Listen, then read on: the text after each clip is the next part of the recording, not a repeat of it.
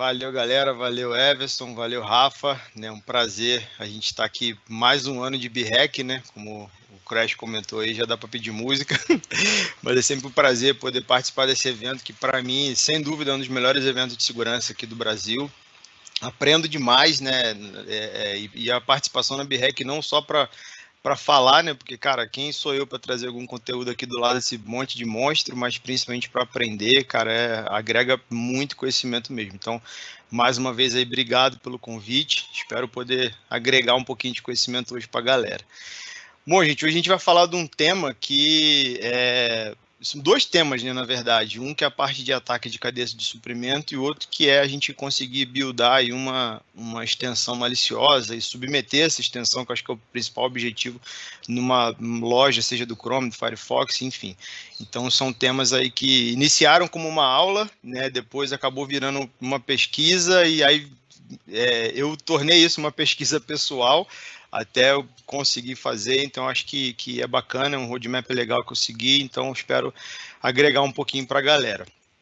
Para quem não me conhece, eu sou o Vini Vieira, né, eu sou professor na FIAP, coordeno hoje o MBA de Cybersecurity e a graduação no online, né, o Rafa, meu grande amigo aí, coordeno presencial, e estou já há alguns anos aí nessa comunidade de segurança, né, aprendendo com muita gente, né, eu iniciei minha carreira em Cyber no Exército, né, iniciei muito tempo atrás, né, trabalhava com a parte de Linux, né, e vim evoluindo até virar especialista de segurança ofensiva, saí, tem um pouquinho de tempo também do Exército, atualmente eu estou na Aiblis, né, até o Crash já foi colega nosso na Aiblis, a gente não trabalhou o mesmo período de tempo, mas o Crash passou por lá também, uma empresa muito bacana, hoje eu sou líder técnico lá de algumas células, né, uma delas é de Hacker as a Service, que é a parte de segurança ofensiva, tem algumas certificações na área, né? Tem alguns trabalhos comunitários também, seja Exploit, CVE, mas independente de qualquer coisa, né? Eu acho que comunidade é algo que agrega demais para a gente cresce muito como pessoa, principalmente como profissional.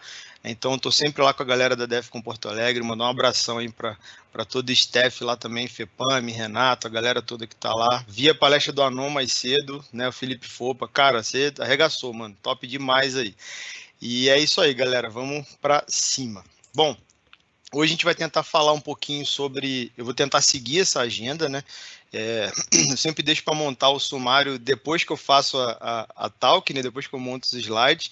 E aí nunca fica na ordem, né? Que a cabeça pensou, que imaginou. Então eu vou tentar falar um pouco sobre isso aí, talvez não nessa ordem, né? Eu vou tentar falar um pouco sobre o que é a supply chain, né? Muita gente não sabe o que é a cadeia de suprimento. E aí, quando ouve esse termo, remete, né, a uma cadeia de suprimento de logística, né? Poxa, será que atacar uma empresa de logística? Né? Não necessariamente. Né? Vamos falar um pouco sobre vetores de ataque nesse ambiente de cadeia de suprimento. Algumas falhas já conhecidas de browser, né, já que o nosso objetivo é desenvolver uma extensão maliciosa, dar um bypass em todas as medidas de proteção e verificação, né? Eu já vou dando spoiler que eu usei o Google Chrome como POC, né? Porque é o browser mais utilizado hoje em dia. Uso o Firefox pessoalmente, uso o Chrome também em algumas coisas, mas eu acho que o Chrome é o mais, como é que eu vou dizer, o mais usado, né, hoje em dia, então acho que é bacana a gente usar ele como POC, né. Vou falar um pouco sobre o Content Security Policy, apesar de eu ter colocado o Chrome, né, o CSP não é do Chrome, né, a Content Security Policy, ela é uma iniciativa da W3C, a gente vai falar um pouco também hoje na Talk sobre isso, mas eu peguei muita documentação do Chrome, né, já que eu precisava entender como o Chrome entende o CSP, como que ele aplica o CSP, quais são as especificidades do Chrome para isso, principalmente do desenvolvimento de extensões, para a gente conseguir dar o bypass aí nessas políticas de segurança, tá? Vou trazer alguns exemplos também dos códigos que eu montei, né? Obviamente uma extensão, eu precisei codar ela, e vamos falar um pouco também sobre alguns problemas que eu enfrentei e como que eu consegui submeter. A extensão está hoje na loja do Chrome, né? Se ninguém denunciou ainda, está lá, mas acho que está, que eu estava com a cabinha aberta aqui. E depois eu vou fazer uma demonstração rápida, né? Todo ano, principalmente de BREC, eu sempre gravo um vídeo, porque na hora sempre eu sei que dá errado, mas hoje eu vou fazer ao vivo, né? Então, se der errado, vocês já sabem aí que é Urucubaca aí do Rafael e do Crash aí, e do André que está ouvindo a gente aí também, beleza? Bom, vamos lá.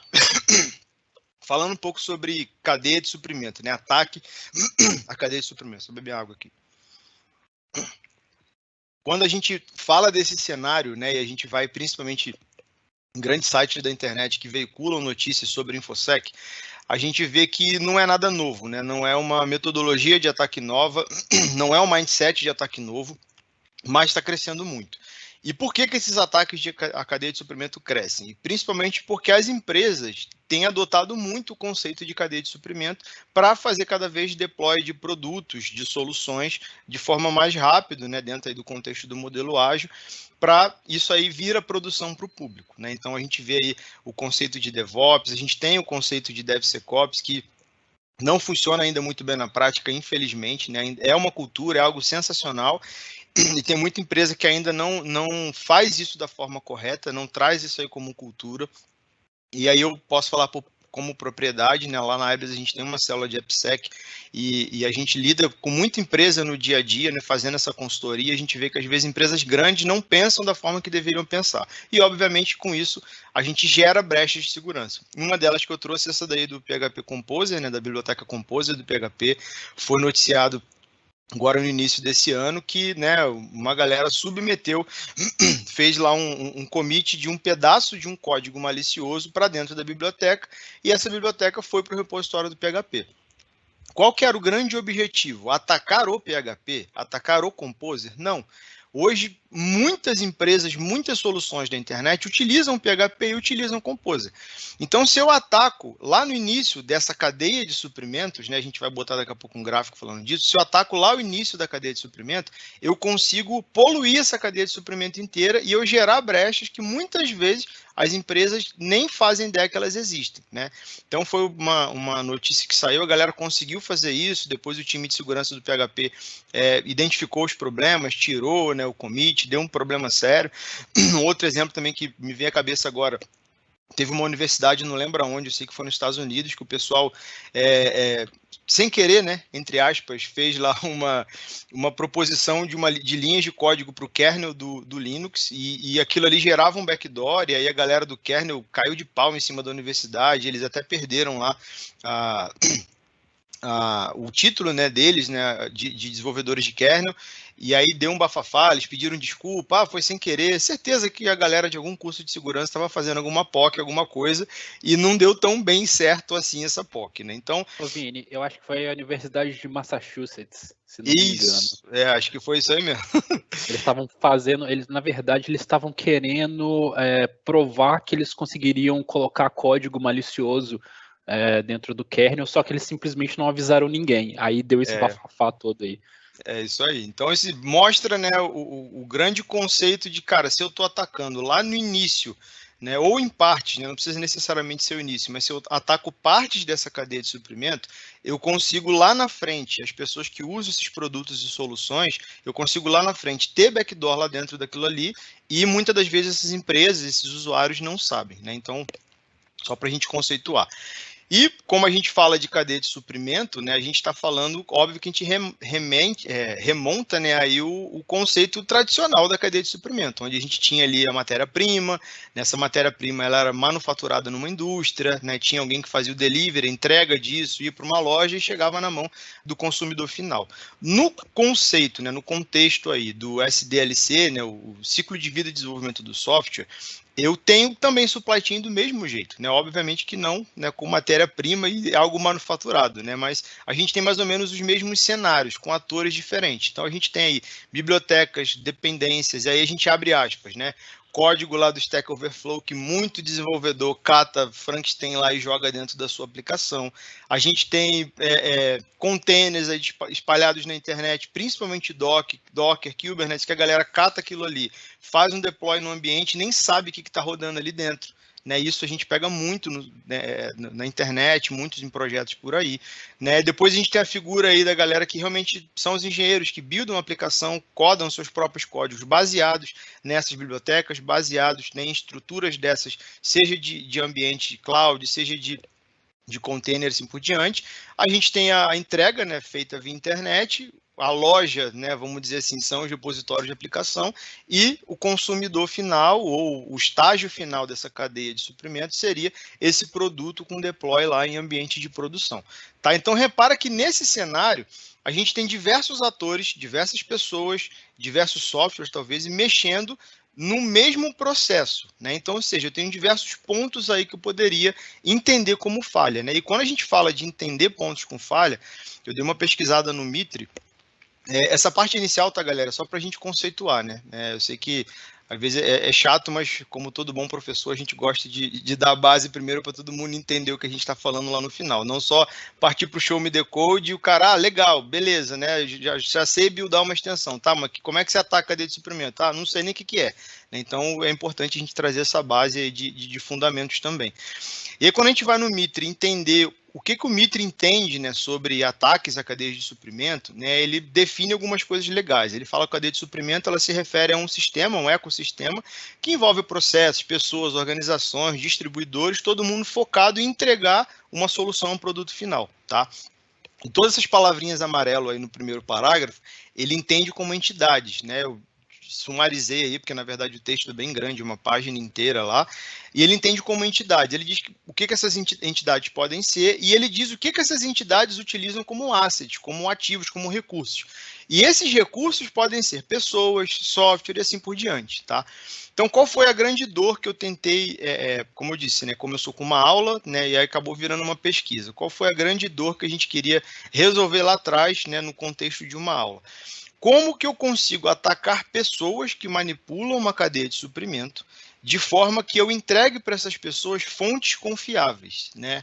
E aí, óbvio, né, você pode pensar assim, cara, poxa, mas atacar pessoa é phishing, engenharia social, é fácil, entre aspas. Nem tanto assim quando a gente quer modelar, né, quando a gente quer dar um ataque um pouco mais modelado. O próprio Mitre, ele traz aí tanto os vetores de ataque, quanto os ativos, né, os recursos, melhor dizendo, tanto do lado do cliente quanto do lado do fornecedor. Então, nessa primeira coluna, ele sempre está trazendo as técnicas de ataque e quem são os alvos. Então, a gente vê que tanto do lado do fornecedor quanto do lado do cliente, a gente tem a figura de pessoas, beleza? E aí, a grande pergunta, né, cara? Como eu vou entregar algo para alguém, tentando manipular essa pessoa e dando para ela uma fonte confiável? Se a gente fala de phishing, a gente está falando de, muitas das vezes, eu utilizar um domínio muito parecido, né, mas não é o mesmo, não é algo que eu tenho certeza que aquele é confiável. Claro que em alguns cenários de domain takeover, você talvez conseguiria fazer um ataque muito mais modelado, mas são cenários muito específicos que exploram vulnerabilidades encadeadas, vamos dizer assim, né? Se eu estou entregando um anexo nesse e-mail, cara, qualquer hoje e-mail provider, ele vai validar se aquilo ali que você está entregando pode ser entregue ou não. Tem técnicas de bypassar? Tem. Só que a gente não responde a pergunta inicial, né? Que era o quê? Eu entregar fontes confiáveis, né? E por isso que na pesquisa inicial eu pensei, cara, e se eu conseguir submeter uma extensão maliciosa para uma loja de aplicativo, né? E óbvio, depois de submeter essa extensão, eu consegui entregar isso para pessoas, né? Claro que o segundo, o terceiro passo desse tipo de ataque envolveria, obviamente, engenharia social. Só que o grande problema, né, que seria o passo 1, que é submeter isso para uma loja, né? E quando eu falo de submeter para a loja, eu tenho diversos aspectos. O primeiro, eu tenho que fazer que essa extensão ela não seja pego pelo CSP, a gente vai daqui a pouco conceituar o Content Security Policy. Eu tenho que bypassar as políticas de proteção, né, do CSP. Eu tenho que fazer que essa minha extensão não seja verificada como maliciosa na loja e que realmente o time de segurança do Google entenda que aquilo ali é válido, né? Ou seja, que aquilo ali não tem problema algum. Então eu tenho diversos problemas aí no meio que a pesquisa ela meio que se baseou mais ou menos nesse cenário, nesse contexto, tá? Falando de browser, né, eu já disse para vocês no início que eu baseei a minha POC em cima do Google Chrome, porque ele acaba sendo o browser mais utilizado hoje em dia, né? E quando a gente fala de ataques a browser, cara, não é nada muito novo, né? A gente tem aí ataques de há muito tempo. A gente tem, inclusive, módulos do próprio Metasploit que exploram vulnerabilidades de browsers mais antigos, né? Só que de um tempo para cá, de alguns anos para cá, o desenvolvimento dos browsers, né, principalmente não só o CSP, mas as políticas de segurança dos próprios desenvolvedores têm sido cada vez muito mais robustas, né? Justamente porque mais pessoas utilizando navegadores, mais pessoas acessando a internet através dessas aplicações, então acaba que cai a responsabilidade de segurança, né, do que a pessoa do que um site faria ou não na máquina da vítima, em cima de quem desenvolve o browser. Então, cada vez está um pouco mais difícil da gente fazer realmente ataques no conceito de navegadores. quando eu digo mais difícil, eu não estou dizendo impossível, né? Não existe 100% de segurança. Então, sempre vai haver uma forma, uma técnica, uma brecha que a gente consegue bypassar uma coisa ou outra. Isso aí é fato. Mas que realmente são técnicas muito difíceis e demandam pesquisas, demandam estudo, isso aí sem dúvida. Quando a gente fala de CSP, né, vindo mais agora para a questão da minha pesquisa individual, para eu poder chegar, né, no buildar essa extensão maliciosa, a gente precisa entender, assim, não só a arquitetura do navegador, né, como que o navegador e o time de segurança, que tem muita documentação falando sobre as medidas de segurança dos navegadores, como que isso tudo interage, né, na prática, mas a gente precisa entender principalmente o CSP.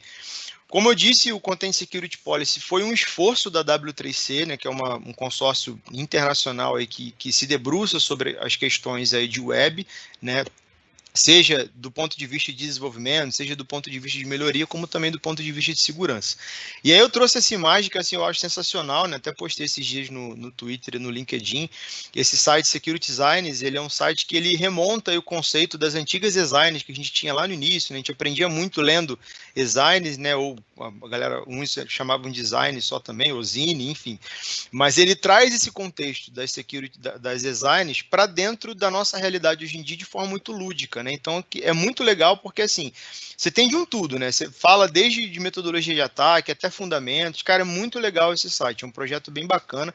Se eu não me engano, é de um indiano, né? Geralmente essas coisas são de um indiano, mas é um projeto bem legal, tá? E aí ele tenta trazer aqui um pouquinho, né? Qual que era o problema inicial, né? Onde tinha esse problema, né? Que era atores maliciosos, atacantes, o cara conseguir acessar o browser da vítima, ou seja, injetar código malicioso, e ele conseguir obter seja acesso, ou seja, algumas informações da vítima. E aí entra naquilo que eu falei. Você está lá, você é um usuário comum, você está acessando um site qualquer, né? O desenvolvedor daquele site, vamos olhar primeiro do ponto de vista de desenvolvimento.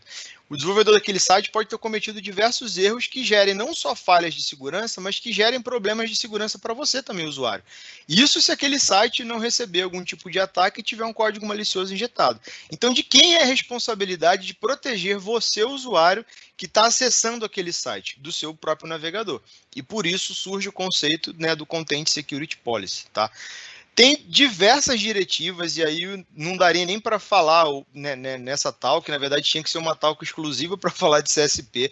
Tem muita coisa, né, tem até um post acho que é do RH, no blog da HypeFame, que ele explica a diferença de duas delas, né, que a gente vai até comentar hoje também, que é um post também bem sensacional que o RH escreveu, muito bem fundamentado, então assim, dá para ter essa visão.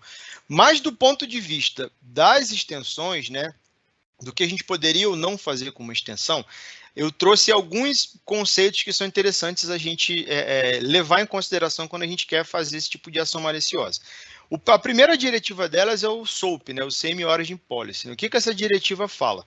Ela diz que se eu tenho um domínio A e um domínio B, e esses dois domínios eles compartilham recursos entre si, os usuários que acessam o domínio A ou B, eles não poderiam receber conteúdo do outro domínio. Então, ou seja, eu acessei o site A, por exemplo, né? Vamos botar aqui.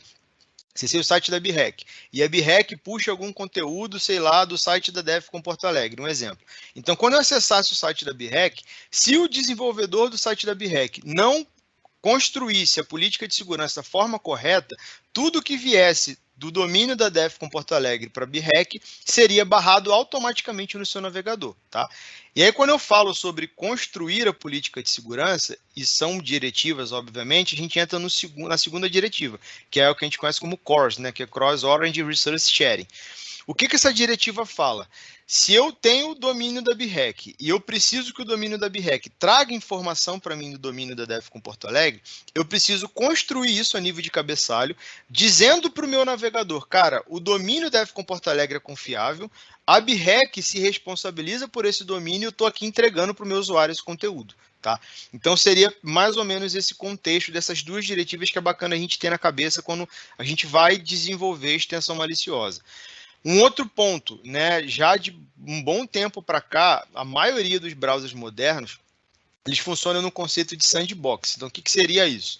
Né, tem um ataque, eu não lembro agora o nome do exploit, mas é um ataque bem antigo que tinha para o Internet Explorer, que você mandava um payload para a vítima, ele era um endereço, né, de web, né? Enfim, a vítima acessava aquilo ali e você ganhava um shell reverso, né? Isso hoje em dia é praticamente impossível acontecer, a não ser que você bypasse uma série de fatores que não é simples de você realizar e modelar esse tipo de ataque, porque o browser ele carrega na sua máquina dentro de uma sandbox que não tem acesso ao seu sistema de arquivo. Então, qualquer código malicioso que você tente injetar, comandos, por exemplo, no sistema operacional, ou a própria estrutura do browser não vai deixar você chegar no seu sistema operacional.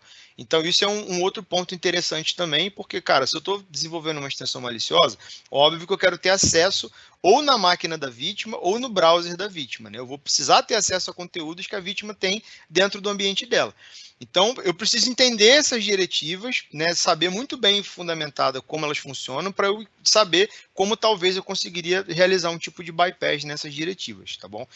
E aí tem dois links aí de interesse para vocês, né? Um deles é do próprio site do Google Developer, né, que ele traz aí toda essa questão do CSP voltado para o Google, voltado para o desenvolvimento de extensões ou de aplicativos para o Google, apesar de que eles estão descontinuando, né, os aplicativos deles, e um outro também do W3 lá, o w3.org, que traz aí realmente a documentação completa da CSP.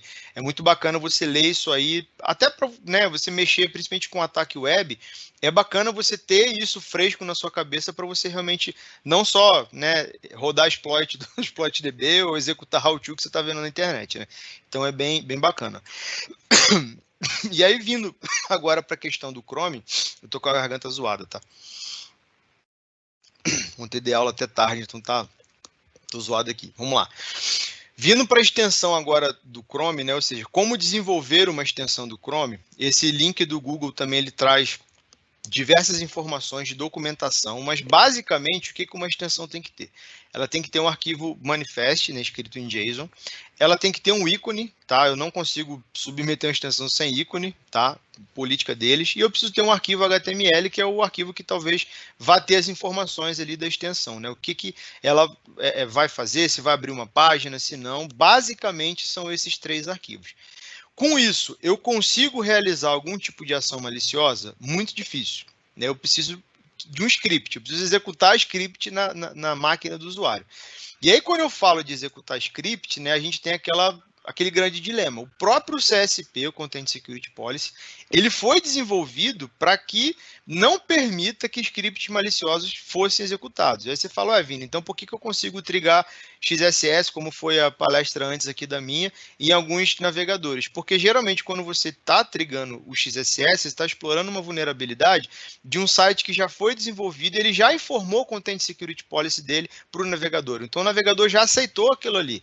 Então se você explora aquilo ali acima do CSP, você não está nem fazendo nenhum outro tipo de get ou post para aquele servidor e mandando um outro cabeçalho. Aquilo já está na sua máquina, tá? Então, quando eu penso em JavaScript, em como usar o JavaScript nesse cenário, eu volto de novo à documentação do CSP e eu vou dar uma olhada. O que basicamente eu fiz? Eu peguei o meu navegador, o meu browser, né, habilitei o modo desenvolvedor lá de extensão, montei os arquivos na minha máquina e eu fiz todos os testes numa primeira versão em loco, ou seja, na minha própria máquina. Cara, toda vez que eu jogava qualquer coisa em JavaScript, ele me dava um erro, né? E aí eu bati o olho nesse SHA-256, esse hash, falei, cara, que porcaria de hash é esse aqui? Por que ele não está... qual a diretiva do CSP que eu tô sendo barrado e eu não estou conseguindo executar JavaScript? Poxa, se eu não pudesse executar JavaScript, né, fosse mandatório, né, obrigatório não utilizar, a gente não teria JavaScript na internet. Então, eu tenho alguma forma, principalmente do ponto de vista de extensão. Voltei para a documentação do Google, falei, cara, vou dar uma lida. E aí na documentação do Google, né, nesse link aí do Google Developer, eu me dei de cara com esse pedacinho, que ele fala que no CSP2, né, que é a versão 2 do Content Security Policy, na verdade está saindo a 3, se eu não me engano, ele diz que ele dá essa retrocompatibilidade para você usar script embutido. Só que para isso você precisa colocar um nonce, que seria uma tag, tá? E aí depois eu fui entender na documentação onde eu tinha que colocar essa tag. E outra, eu preciso colocar um valor desse nonce que seja um valor válido de uma lista de fontes confiáveis do Google. Aí eu falei, cara, bacana, eu tenho que descobrir essas fontes confiáveis. Nessa própria documentação, lá no final, ele traz vários exemplos de hashes desses, de POCs, né, ou como é que eu vou dizer assim, exemplos, drafts que o próprio Google dá. O que foi que eu fiz? Eu peguei lá um hash desses drafts que o Google já entende como seguro, ele entende que não teria problema nenhum aquilo ali, e eu trouxe aquilo ali para dentro do meu cenário, da minha extensão que eu estava desenvolvendo. Fui entender como é que entrava o Nonce, né? Eu vi que não era só no JavaScript que eu tinha que declarar, eu tinha que declarar isso também no manifest, tinha que declarar no meu arquivo HTML, enfim, fiz esse dever de casa, e aí eu consegui ter o meu arquivo manifest, eu vou passar para vocês agora os códigos, o meu arquivo JavaScript funcional, consegui, né, o meu ícone, que isso aí foi mais fácil, né, que era o ícone da BREC mesmo, e o pop-up lá HTML, tá? Do ponto de vista dos arquivos, né, começando lá pelo manifest, que é o principal arquivo lá da extensão, eu começo lá dizendo qual que é a versão do CSP, apesar de ele estar aqui manifest version, cada versão do manifest, ela remonta a um tipo de versão do CSP. Então, se eu colocasse 1, ele usa a versão 1 do CSP, só que nos Chromes mais modernos agora, as últimas versões, o CSP 1 não é mais aceito. Então, eu precisava inevitavelmente trabalhar com 2. O 3 está para sair ainda. Então, o 2 ele ainda é válido. Então, bacana. Eu tenho aqui o nome da minha extensão, né, a descrição dela, versão, né, 1.11, porque foram 11 tentativas até conseguir submeter. Na verdade, se eu não me engano, foi a 12ª que está lá no site. E aqui, cara, tem duas linhas importantes. Uma delas é essa e a outra é essa daqui que eu vou falar daqui a pouco. Aqui eu defino, e é onde eu passo via cabeçalho HTTP para o meu navegador, as diretivas que vão ou não ser utilizadas do CSP. Primeira delas, eu estou dizendo que eu mesmo sou a fonte do meu script. Tá? Então, ou seja, eu, extensão, estou fornecendo a fonte do meu script. Eu não estou puxando de terceiros. Então, se eu sou a própria fonte, eu estou usando a diretiva SOAP. Ou seja, o JavaScript, né, o conteúdo que está sendo entregado para o usuário, junto com o HTML, assim por diante, ele está vindo da mesma origem. Eu não estou precisando utilizar o conceito do CORS. Tá? Esse é o primeiro ponto. Um outro ponto que está bem descrito também, principalmente na documentação do W3, é um safe eval e um safe inline, tá? O que acontece isso? Função eval do JavaScript, ela consegue executar comandos no sistema operacional, tá? Apesar de que essa questão de executar comandos, daqui a pouco eu vou falar um pouco mais para frente. Mas você precisa utilizar essa função para você poder executar qualquer coisa a nível de browser. Eu não estou falando a nível de sistema operacional ainda, tá bom? Um safe inline, eu vou dizer que em algum momento no meu HTML eu vou chamar o script, seja inline no HTML, ou seja referenciando um outro arquivo que eu estou entregando, tá? E aqui vem o SHA-256, né, que é o hash lá que eu utilizei de um dos drafts do Google, tá? Vini, o que é esse hash? Cara, não faço ideia. É uma lista de hash que o Google tem de hashes válidos para drafts e exemplos válidos. O que eu fiz foi pegar um desses e botar aqui na minha extensão, tá? Aqui é o que o browser vai fazer, as ações que ele vai fazer com a minha extensão, e aqui embaixo, que aí é outra cereja do bolo. Eu digo que o meu arquivo pop-up.js, ele pode ser executado em background. Então, ou seja, eu aqui não estou, na verdade, bypassando, com exceção do hash, né, eu não estou bypassando o Content Security Policy. Eu estou manipulando o Content Security Policy para que ele funcione, para que a minha extensão possa funcionar no navegador do usuário da forma que eu, o desenvolvedor, quero. Tá? Esse aí é um primeiro momento, beleza?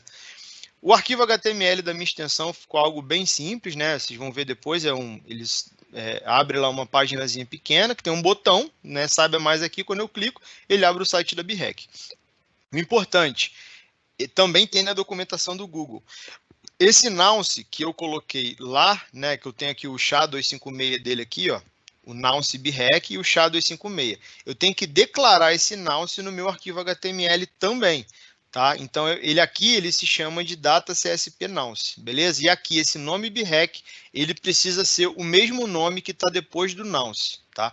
Isso não está muito claro na documentação de explicação, mas tem exemplos. Então, se você lê os códigos de exemplo, você consegue inferir isso aí e codar a sua extensão de forma tranquila, tá? Isso aí não tem problema. Vamos lá, do ponto de vista de execução de código, né, eu já tinha conseguido usar JavaScript, já tinha conseguido manipular o CSP, bypassar o CSP lá com o SHA para ele entender que o meu script era válido, só que eu ainda tinha execução, né? Quando eu estou falando de desenvolver uma extensão, eu tenho que lembrar que tanto o meu navegador quanto lá o time de validação ou o software de validação que o Google utilize vai realizar no mínimo uma análise SAST e DAST, né? Ou seja, estática e dinâmica do meu código, tá? Do ponto de vista de análise estática, eu já tinha conseguido resolver com tudo que eu fiz até agora. Do ponto de vista da análise dinâmica, eu precisava executar aquilo ali e trazer algo de benefício para o meu lado. Então, eu tentei vários payloads, seja de shell reverso, seja, peguei lá, tem um GitHub bacana com um monte de malware em JavaScript, peguei alguns, ofusquei malware, cara, nenhum a nível de execução rodava, tá? Isso era um problema que eu estava tendo, ele dava erro direto. Essa tela aqui, gente, né, até eu mostrei antes ali, mas não expliquei muito bem. Quando você habilita lá o modo de desenvolvedor da extensão e você vai fazendo esses testes no seu próprio navegador, aí você clica lá, ele dá quando você carrega, ele gera uma série de erros, você clica nos erros e ele vai te dar toda a documentação ali, o porquê que aquilo ali está acontecendo. E aí lembra que lá atrás eu falei sobre 3 diretivas importantes e uma delas era o sandbox? Se eu estou tentando executar alguma coisa a nível de sistema operacional, ou seja, injetar código no SO da vítima, eu vou ser pego pela diretiva do sandbox. Então era exatamente isso aqui, né? Ele aqui chama de blob, né?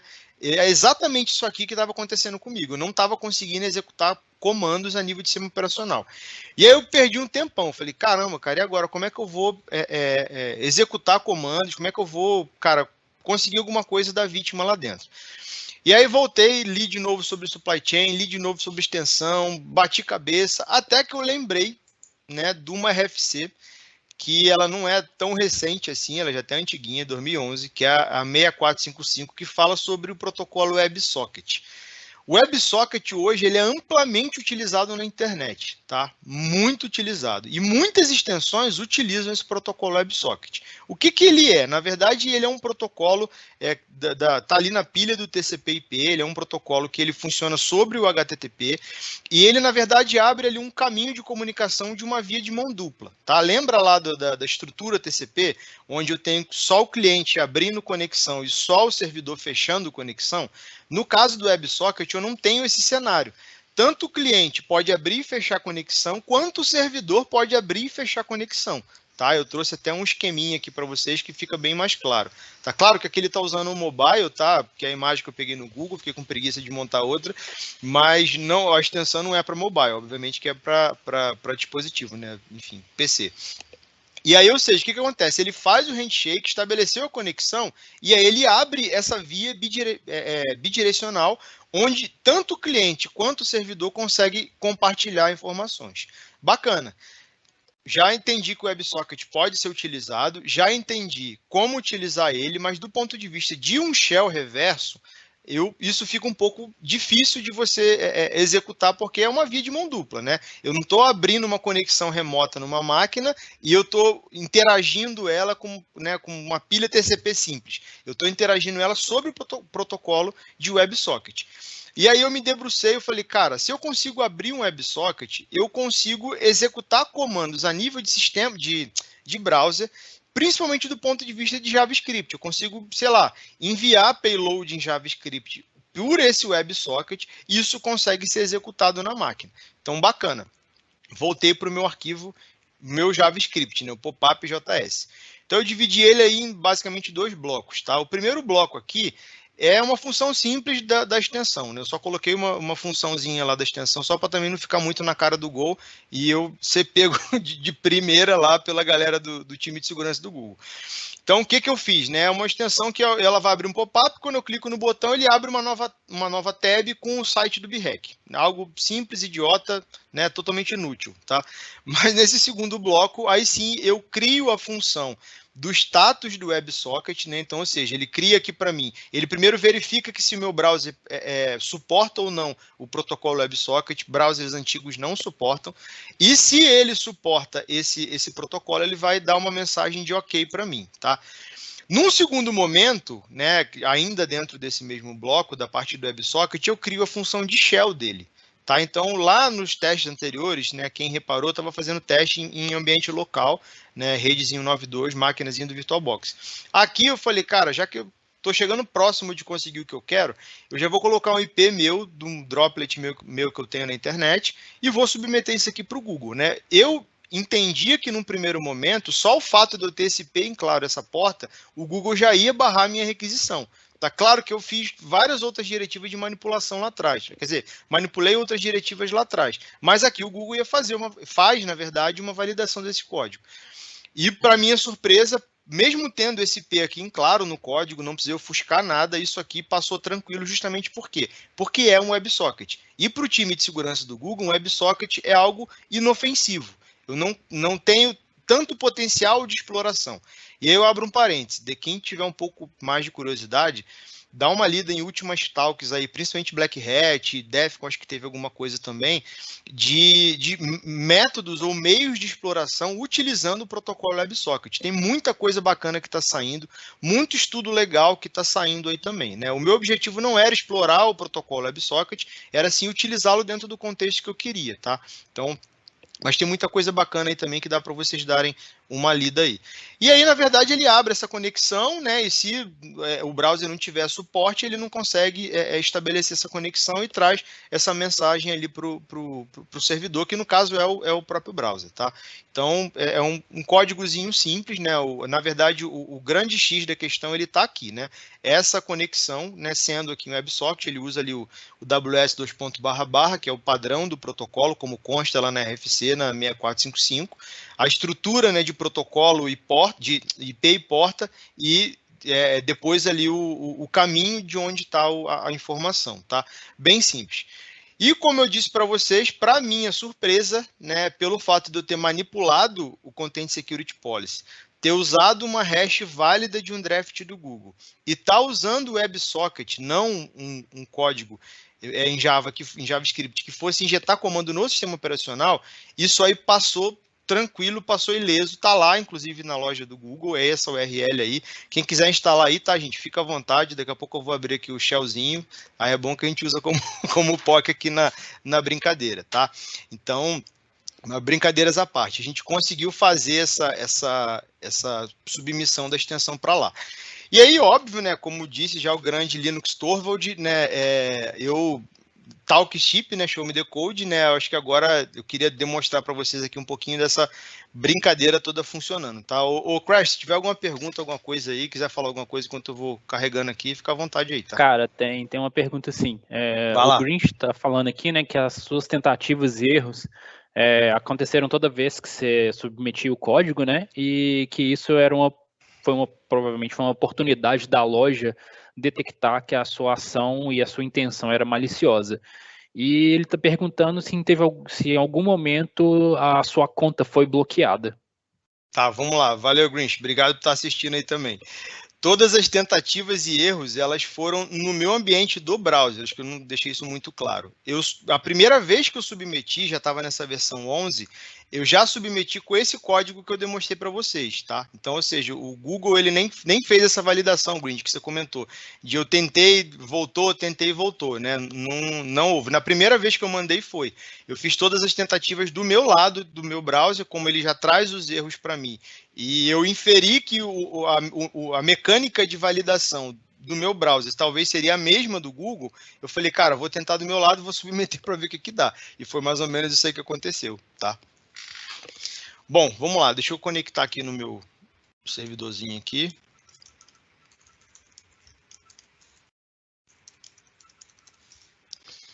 Eu usei, galera, para essa POC uma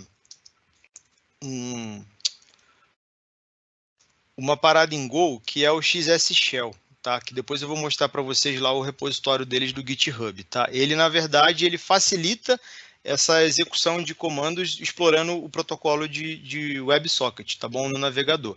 Como o meu objetivo era desenvolver algo que eu tivesse potencial malicioso e bypassar tudo isso e ficar lá na loja do Google, meu objetivo aqui não era construir algo a nível de WebSocket, poderia ter feito isso aqui em Python, enfim. Né, o tempo já estava correndo para apresentar para vocês, eu falei, cara, vou pegar algo pronto no Git, e é sensacional o XS Shell, cara, top demais, e como POC funciona bem bacana, tá? Aqui eu tô com uma outra janela do meu navegador, tá? E a minha extensão, ela tá aqui, ó. Ela tá carregada, tá bom? Antes disso, né? Até deixa eu só abrir a outra coisa aqui para vocês. Ó, a extensão tá lá na loja, ó, tá vendo? Tá lá na loja aqui do Chrome, né? Ela até botei falando do BHack, né? Fiz um jabazinho aí. Acho que é por isso que o Crash me deu a camisa, né? Do BHack. Brincadeira. Camisa bacana essa aí, hein? Gostou, né, cara? Então a extensão tá lá na loja, né? Até atualizar a página aqui, vamos ver se ninguém denunciou, né? Vai que tem os haters aí, né? Mas não, tá lá, tá funcionando. Então bacana, eu tô com a minha extensão aqui, tá? Quando eu carrego ela, e aqui nesse caso eu já estava com o browser aberto para deixar o ambiente pronto aqui para Talk também. Mas num cenário real, o fato de você abrir seu navegador, ele já carrega todas as extensões background, tá? Isso é até um motivo, porque muitas das vezes o navegador da gente está uma carroça. Então, o fato do cara, depois de ter instalado a extensão, só dele abrir o navegador, ele não precisava ficar interagindo com a extensão, né? Só o fato dele abrir já carregaria para mim. Quando eu clico ali, né, e eu tenho aqui o BHack, automaticamente ele já recebe aqui essa conexão socket para mim do outro lado lá no servidor, tá? Então, ó, é uma extensãozinha tranquila, tá? Ele tem vários comandos, esse XSShell, um deles é esse aqui de keylogger, tá? Então, se eu voltar aqui no navegador, ó, e digitei, não deu nem para ver. Eu ia botar def compose awesome. Aí saiu WA, não dá para pagar, enfim. Ele fez lá um keylogger, ele já trouxe para mim aqui do outro lado, tá? Se eu quisesse mandar um alert lá pro cara do outro lado ali, ó. Ó, tá aqui já do browser, ó, tá vendo? Então, ou seja, eu consigo, através desse protocolo WebSocket, e de bypassar todas essas questões aí de Content Security Policy, de validação do Google, eu consigo executar comandos a nível de browser, não de sistema operacional, dentro da máquina da minha vítima, tá? Por que isso aqui é interessante? Esse XSShell, ele é bem legal, que ele inclusive eu consigo fazer upload de arquivo JavaScript para dentro do browser da vítima, eu consigo executar requisição cross HTTP. Cara, tem muita coisa bacana. O objetivo aqui não é falar dessa extensão, tá? Desse repositório, e sim mostrar para vocês como que a gente conseguiria bypassar e usar principalmente o protocolo WebSocket para isso. E aí, né, para quem está com curiosidade, você clica aqui, ele vai abrir ali o site da BHack, normal, tá vendo que cada vez que eu interajo, ele traz para mim aqui um outro socket aberto, né? Ele tem um outro handler aqui aberto para mim, traz aqui o cabeçalho, né? Ou seja, eu estou na minha própria máquina executando comandos ali, beleza? Vou voltar para cá. E aí o link, né, lá do XSShell, né, que eu usei, né, um projeto bem legal. Ele até fala que é entre aspas, um shell, né, via cross-site script, que na verdade não é um shell reverso, né, mas ou seja, ele consegue executar comandos do ponto de vista de cross-site script dentro do navegador, tá? Então é um projeto bem legal. E no meu Git, né, também, eu deixei lá já no GitHub, depois eu vou passar no final aí os links para vocês, rede social, enfim, tá todo o código da extensão, né, tanto do JavaScript quanto do Manifest, que são os dois principais ali, tá bem documentado, então quem quiser seguir com essa POC aí para outros fins, né, que não sejam maliciosos, fica à vontade aí. Bom, galera, era isso que eu tinha para passar para vocês. É uma pesquisa simples, não é nada de outro mundo, né? Mas, ou seja, são formas de talvez você usar aquilo que você tem ao seu favor, né? Então, dentro do contexto lá do supply chain, como eu comentei, né, cara, imagina que você manda um phishing para a pessoa muito bem feito e você pede para ela instalar alguma coisa que já esteja numa loja de um navegador, num Chrome da vida, por exemplo, né? A probabilidade da pessoa entender que aquilo ali é válido é muito grande, porque realmente está na loja do Chrome, né? Por mais que ela faça ali a verificação, veja realmente qual a URL está por trás do link que você botou pelo e-mail, enfim, diversas coisas. Eu vi uma talk na DEFCON agora desse ano, ele não era indiano, acho que ele era árabe, que ele fez algo parecido, só que ele não construiu uma extensão. O que ele fez foi pegar uma extensão que já existia, que ela inclusive tem um código-fonte dela aberto no Git, uma extensão de tradução automática, se eu não me engano, e aí ele submeteu um código malicioso via commit para dentro do Git. Então, ou seja, ele atacou a cadeia de suprimento do ponto de vista dos desenvolvedores da extensão. E aí atacou, subiu aquilo ali, né? E aí, lendo também a documentação do Google, quando a sua extensão ela recebe a primeira validação, quando você submete a segunda validação, as próximas, né, validações subsequentes para o Google, ele não faz as verificações de segurança. Ele simplesmente deixa aquele botão lá de denuncia o abuso, né? Claro, imagina quantas pessoas não submetem extensão lá para dentro. É por isso que tem muita extensão maliciosa, tem muito aplicativo malicioso na loja do Google Play, por exemplo, assim por diante. Então, o que o cara fez foi isso e ele conseguiu ter o código malicioso dele hospedado na loja do Chrome via explorando terceiros. O meu objetivo foi diferente. Foi realmente construir algo malicioso e ter esse bypass aí do Google. Beleza, galera? Obrigado. Tá aí meu site, Twitter, LinkedIn, o meu Git, tá lá no site também o link, mas é github.com/vinivieira, tá? O código tá lá também no Git, e aí eu espero feedback de vocês também, né? Enfim, oportunidade de melhoria também, que eu acho que é bacana, e eu espero aí ter agregado um pouquinho de conhecimento para a galera aí.